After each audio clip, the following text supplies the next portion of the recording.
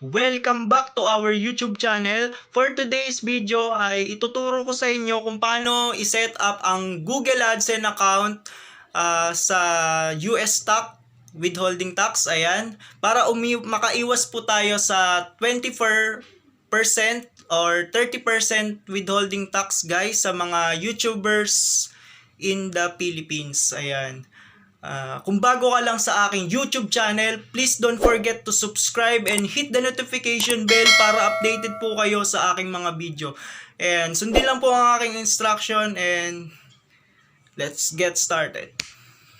Hi! Welcome back to our YouTube channel. For today's video ay ituturo ko sa inyo kung paano i-set up ang Google AdSense for US tax, iwas 24% to 30% withholding tax for YouTubers in Philippines.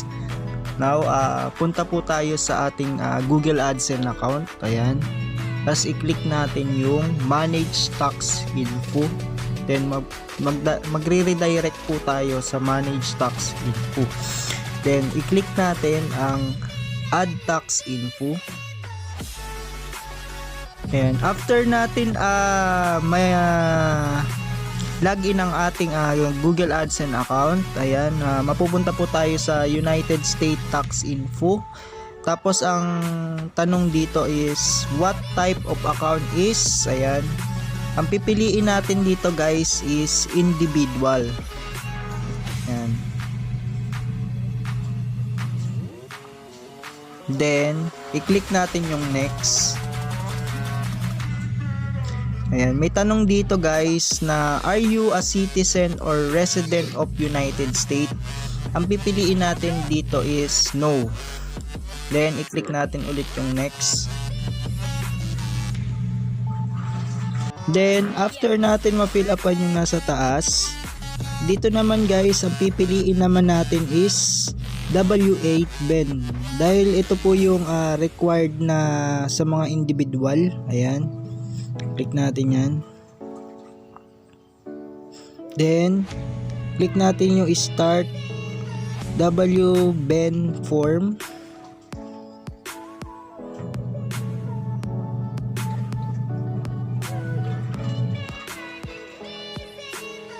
Lang natin loading guys.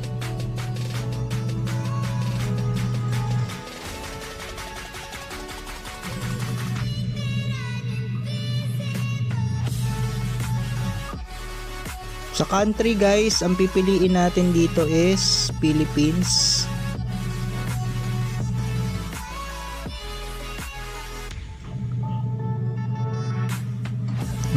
Natin yung Philippines. Ayan.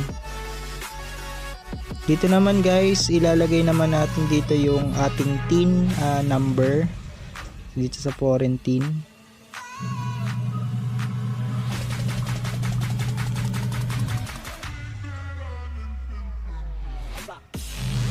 Sa foreign TIN tayo maglalagay ng ating TIN number. Wait lang guys, di ko kabisado yung aking TIN guys, kaya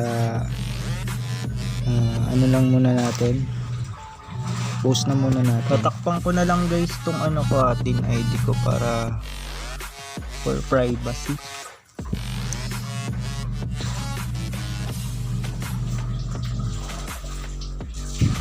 Check ko lang kung tama.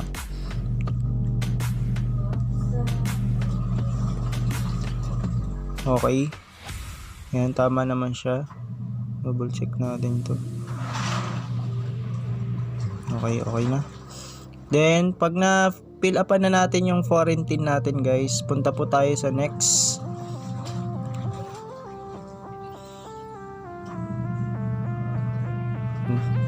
After nito guys, ilagay po natin yung address natin. Complete address guys. Ayan. After natin ma-fill upan yung ating address, ayan, click natin yung next.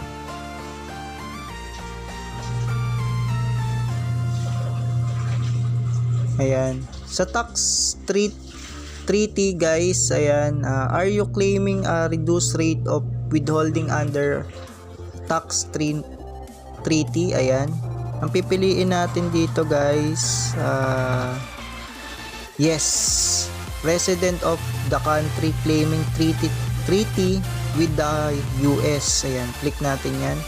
Kasi yung pag kinilik natin yung no, 30% po yung ating withholding tax, guys. Ayan, click natin yung yes.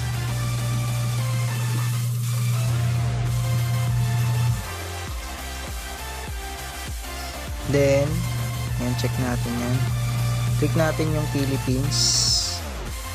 Ayan. Natin click yung yes sa tax treaty.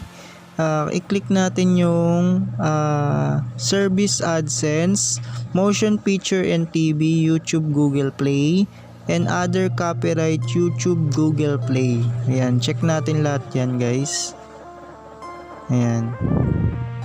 Then, click natin yung article paragraph, article 8 and paragraph 1. Then, withholding rate, ayan. I-click natin yung zero reduce rate, ayan. Ayan, buti mahal tayo ng US, guys. Ayan, sa treaty. Ayan. Ayan, i-check lang natin lahat yan, guys. Ayan, motion picture and TV, YouTube, Google Play, ayan.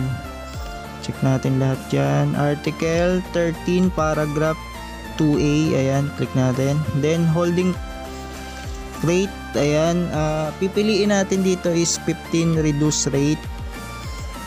Kasi, kapag pinili natin yung 30%, ang laki niyan, guys. Ayan, 15% tayo, guys. Ayan. Then, check natin ulit yan. After nyan, other copyright, YouTube, Google Play, check din natin. Then, article and paragraph 13, ayan, 2A. Then, when withholding rate, ayan, piliin natin dito 15% ulit. Then, check natin ulit, check.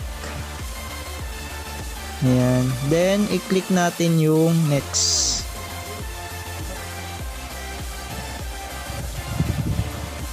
Wait natin kung loading. Ayan.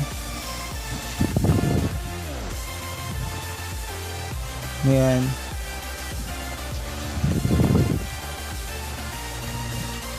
Then, pag natapos na nating fill upan, guys, ayan.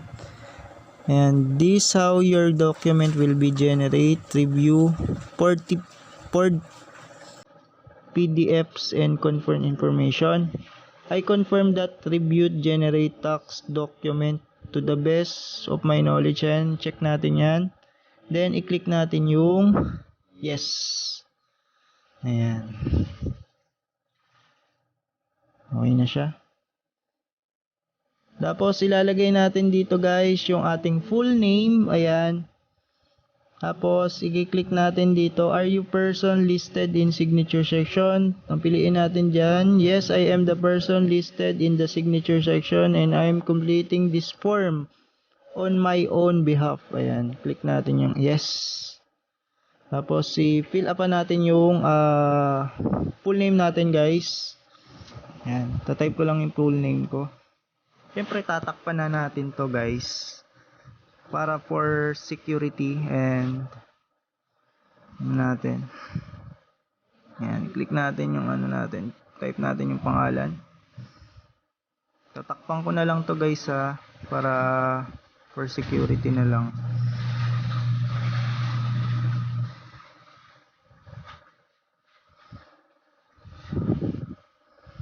Okay.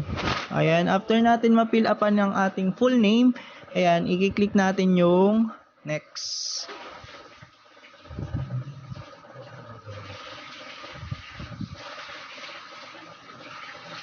Ayan, guys, may tanong po dito, guys. Ayan.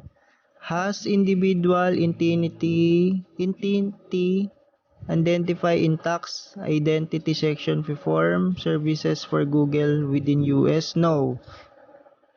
I certified that service provided outside the US. Ayan, check natin yan. Then, kapag hindi pa po kayo nakaka-receive ng payments galing po sa Google AdSense, Ayan, i-click natin yung I am providing tax info for new and existing payment profile that hasn't received payments. Kapag naka-receive naman po kayo ng payments sa Google AdSense, ayan, ang pipiliin natin dito is I am providing tax info for an existing payment profile that has previously received payment. Ayan. So, naka-receive na po tayo ng ating payments through Google AdSense. Ang pipiliin natin guys, ito. Ayan. Then, i-click natin yung check. Then, after nyan, na lang natin yung submit para na tayo. Check natin kung approve ba tayo talaga. Ayan. Click natin yung submit. Kinakabahan ba ako Pero approve naman yan siguro. Ayan, wait natin yan, maglo-loading yan guys. Ayan. Ayan na po. Ayan, approve po tayo guys sa WBEN. Ayan. Ayan, submitted March 10. Ayan guys. Ayan, approve po tayo. Ayan, meron na tayong and WBEN natin, motion picture 15%, form W8BEN other copyright, ayan 15%, ayan form W8BEN services 0 tayo guys. Ayan, salamat po sa lahat ng mga nanonood. Kung bago ka pa lang po sa aking YouTube channel, ayan, please don't forget to subscribe and hit the notification bell para updated po kayo sa aking mga video and vlogs. Ayan, hanggang sa muli guys. Ayan, DL1 Vlogs. Ayan, marami pong salamat sa panonood. God bless po.